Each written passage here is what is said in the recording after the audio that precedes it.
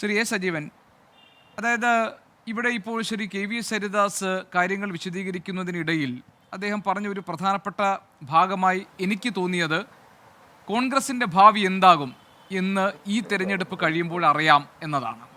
രാജ്യത്തെ ഏറ്റവും പ്രായമുള്ള, ഏറ്റവും പഴക്കം ചെന്ന്, ഏറ്റവും അധികം പാരമ്പര്യമുള്ള രാഷ്ട്രീയ പ്രസ്ഥാനമാണ് ഇന്ത്യൻ നാഷണൽ കോൺഗ്രസ്. ദേശീയ തലത്തിൽ ബി ജെ പിയെ നേരിടാൻ വേണ്ടി ഇന്ത്യ സഖ്യം രൂപീകരിക്കപ്പെടുമ്പോൾ അതിൻ്റെ മുൻപന്തിയിൽ നിന്നുകൊണ്ട് അതിനെ നയിക്കുന്നത് കോൺഗ്രസ് പാർട്ടിയാണ്. അപ്പോൾ ഇവിടെ കേരളത്തിൽ നമ്മൾ സാധാരണ നിലയിൽ കേരളത്തിൻ്റെ ഒരു രാഷ്ട്രീയ ചരിത്രം പരിശോധിക്കുമ്പോൾ ഇവിടെ ഒരു നിതീഷ് കുമാർ ഉണ്ടാകില്ല. കാരണം ഒരൊറ്റ രാത്രി കൊണ്ട് മറ്റൊരു മുന്നണിയിലേക്ക് എടുത്തു ചാടുന്ന രാഷ്ട്രീയ നേതാക്കളുടെ പാരമ്പര്യം, ചരിത്രം കേരളത്തിനില്ല. കേരളത്തിൽ ഒരു പാർട്ടിയിൽ വിശ്വസിക്കുകയും ആ പാർട്ടിയിൽ നിൽക്കുകയും ആ പാർട്ടിയുടെ കയറ്റിറക്കങ്ങളിലൊക്കെ അതിനൊപ്പം നിന്നുകൊണ്ട് പ്രവർത്തിക്കുകയും ചെയ്ത ചരിത്രവും പാരമ്പര്യവുമാണ് നമുക്കുള്ളത്. പക്ഷേ ആ ഒരു സ്വഭാവം കേരളത്തിൽ മാറി വരികയാണോ? പത്മജയുടെ കാര്യം മാത്രമല്ല, ശ്രീ കെ വി എസ് പറയുന്നത് ഇനിയും ആളുകളേറെ വരാനുണ്ട് ബി ജെ പിയിലേക്ക്. ദേശീയ തലത്തിൽ തന്നെ ആ സാഹചര്യം മുഴുവൻ മാറിക്കൊണ്ടിരിക്കുകയാണെന്നാണ്. ഇപ്പോൾ കോൺഗ്രസിനെ ഇല്ലാതാക്കാൻ, ഒരു കോൺഗ്രസ് മുക്ത ഭാരതത്തിലേക്ക് കൊണ്ടുചെന്ന് എത്തിക്കാൻ ബി ജെ പി നടത്തുന്ന നീക്കങ്ങൾക്ക് സി പി ഐ എം കൊടപിടിച്ചു കൊടുക്കുന്നു എന്ന ആക്ഷേപം ഒരു ഭാഗത്ത് ഉയരുകയാണ്. മറുഭാഗത്താകട്ടെ കോൺഗ്രസിനെ വിശ്വസിക്കാൻ കഴിയില്ല, ഇന്ന് വോട്ട് ചെയ്യുന്ന കോൺഗ്രസ്സുകാർ നാളെ ബി ജെ പിയിലേക്ക് പോകുമെന്ന് എൻ കെ പ്രേമചന്ദ്രനെ പോലും ചൂണ്ടി ഇടതുപക്ഷം ആരോപണം ഉന്നയിക്കുന്നു. ഈ ബി ജെ പി ബന്ധം എന്നത് ഈ തെരഞ്ഞെടുപ്പിൽ എങ്ങനെയാണ് പ്രവർത്തിക്കാൻ പോകുന്നത്? ഗോപീഷൻ, കോൺഗ്രസ് മുക്ത ഭാരതം എന്നത് അത്ര എളുപ്പമൊന്നുമല്ല. കാരണം കോൺഗ്രസിനെ പൂർണ്ണമായിട്ടും ഇല്ലാതാക്കിക്കൊണ്ട് ബി ജെ പിക്ക് ഇവിടെ എക്കാലവും അധികാരത്തിൽ തുടരാം.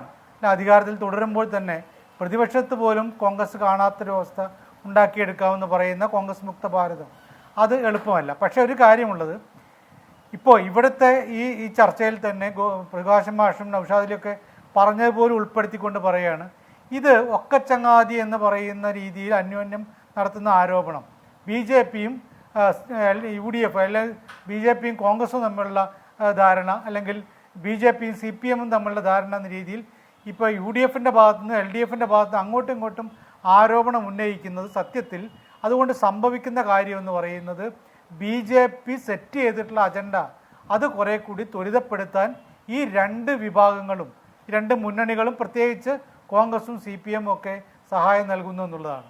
നമുക്കെല്ലാവർക്കും അറിയാം, ബി ജെ പിയും എൽ ഡി എഫും തമ്മിൽ, അല്ലെങ്കിൽ ബി ജെ പിയും സി പി എമ്മും തമ്മിൽ പരസ്യമായിട്ടുള്ള ഒരു ധാരണയുണ്ടെന്ന് പറയുന്നത് ശരിയായിട്ടുള്ള ഇതല്ല.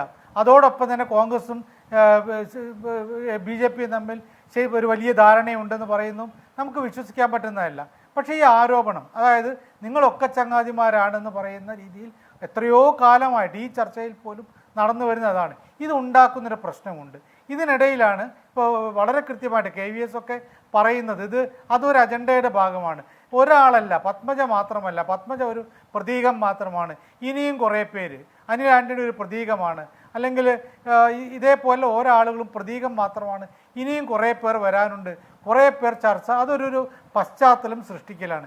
ഈ പശ്ചാത്തലം സൃഷ്ടിക്കലൊക്കെ രാഷ്ട്രീയ തന്ത്രത്തിൻ്റെ ഭാഗമാണ്. അവിടെ വീഴാതിരിക്കുക എന്ന് പറയുന്നതാണ് കോൺഗ്രസിനെ സംബന്ധിച്ച്, യു ഡി എഫിനെ സംബന്ധിച്ച്, അതേപോലെ സി പി എമ്മിനെ സംബന്ധിച്ച്, എൽ ഡി എഫിനെ സംബന്ധിച്ച് അവർ ചെയ്യേണ്ടത്.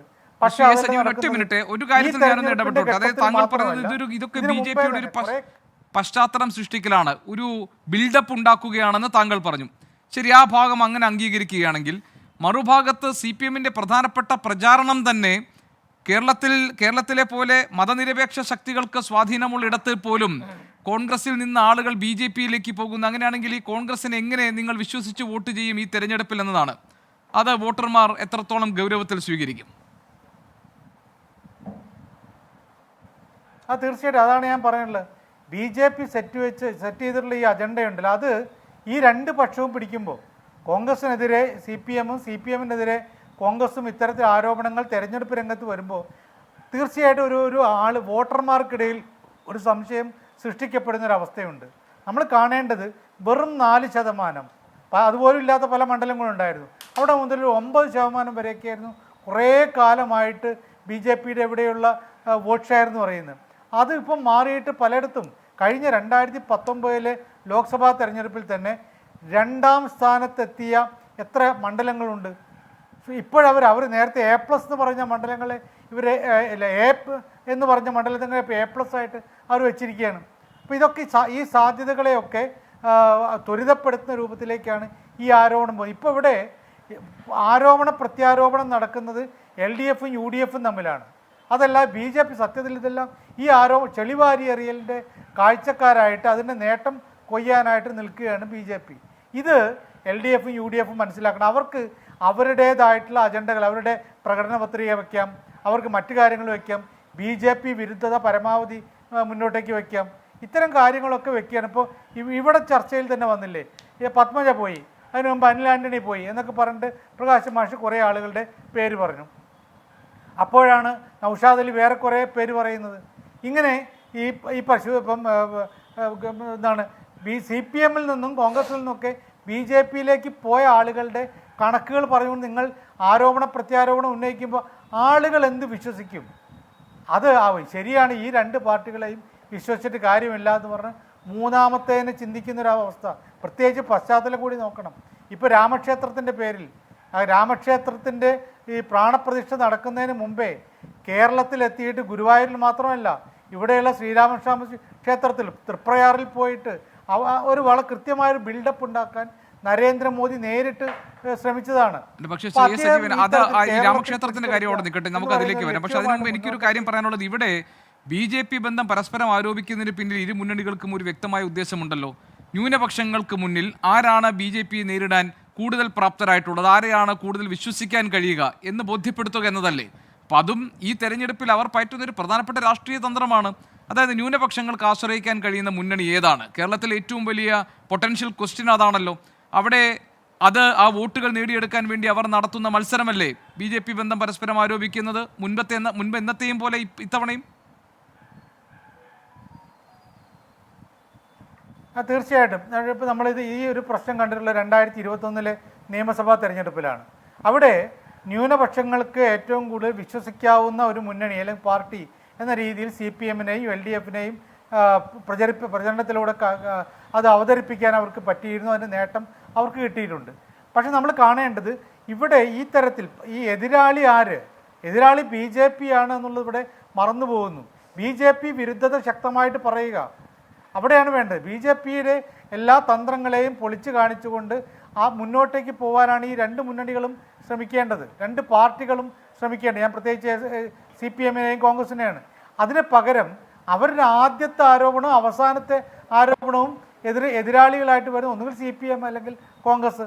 BJP എന്ന് പറയുമ്പോൾ ഇത് ആളുകൾ താങ്കൾ പറഞ്ഞത് വളരെ ശരിയാണ്. ഈ ആരോപണങ്ങളൊക്കെ ന്യൂനപക്ഷങ്ങൾക്കിടയിൽ ആരാണ് ശരി, ആരാണ് കൂടുതൽ ന്യൂനപക്ഷത്തിനെ അനുകൂലിക്കുന്ന ആളുകൾ എന്നൊരു ചിന്ത ഉണ്ടാക്കുക. അവരെ തീർച്ചയായിട്ടും അവർ അനുകൂലിക്കുകയും ചെയ്യും. അത് നമ്മൾ 2019 കോൺഗ്രസിന് അനുകൂലമായിട്ട് കണ്ടതാണ്, 2021 CPM-ന് അനുകൂലമായിട്ടും കണ്ടതാണ്, അല്ലെങ്കിൽ LDF-ന് അനുകൂലമായിട്ടും കണ്ടതാണ്. പക്ഷേ അതുകൊണ്ട് കുറേ വോട്ട് അപ്പുറം പോകുന്നുണ്ട്. നമ്മൾ ഈ 2019 2021 തെരഞ്ഞെടുപ്പിലാണെങ്കിലും ഞാൻ നേരത്തെ പറഞ്ഞ പോലെ 4% മുതൽ 9% വരെ വെച്ച് ഉരുട്ടിക്കൊണ്ടിരുന്ന എത്രയോ കാലമായിട്ട് BJP രൂപീകരിക്കപ്പെട്ടതിന് ശേഷം ഉള്ള ഇത്രയും കാലം, അതിന് മുമ്പത്തെ ജനസംഘത്തിൻ്റെ കാലത്ത് പോലും അതിനപ്പുറത്തേക്ക് പോകാൻ കഴിഞ്ഞിരുന്നില്ല. ശക്തരായ നേതാക്കന്മാരുണ്ടായിട്ട് പോലും, മരാർജിയെപ്പോലുള്ള ശക്തരായുള്ള നേതാക്കന്മാരുണ്ടായിട്ട് പോലും പോയിരുന്നില്ല. പക്ഷേ ഇപ്പോൾ ശക്തരല്ലാത്ത നേതാക്കന്മാരുടെ ഇടയിൽ പോലും ഈ തരത്തിൽ 32%, 34% എന്ന രീതിയിലേക്കൊക്കെ പലയിടത്തൊക്കെ ഈ വോട്ട് ഷെയർ കിട്ടുന്നുണ്ടല്ലോ. അത് ഇതിൻ്റെ ഒരു നെഗറ്റീവ് റിസൾട്ടാണ്. പോസിറ്റീവ് റിസൾട്ട് സ്വാഭാവികമായിട്ടും ന്യൂനപക്ഷത്തിൻ്റെ അനുകൂലമായിട്ട് മാറും. പക്ഷേ നെഗറ്റീവ് റിസൾട്ട് കൂടി ഇവിടെ ഉണ്ടാവുന്നുണ്ടോ എന്നുള്ള കാര്യം യാഥാർത്ഥ്യമാണ്. ശരി.